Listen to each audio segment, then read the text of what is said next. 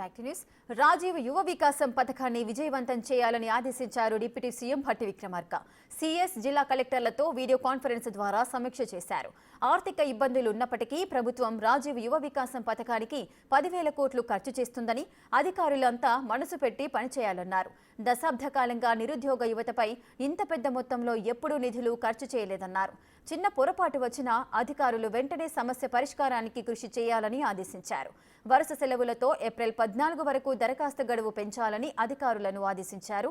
June 2న అర్హులకు sanction లెటర్లు ఇవ్వాలని అన్నారు డిప్యూటీ సీఎం భట్టి. చేశారు. ఆర్థిక ఇబ్బందులు ఉన్నప్పటికీ ప్రభుత్వం రాజీవ్ యువ వికాసం పథకానికి 10,000 కోట్లు ఖర్చు చేస్తుందని అధికారులంతా మనసు పెట్టి పనిచేయాలన్నారు.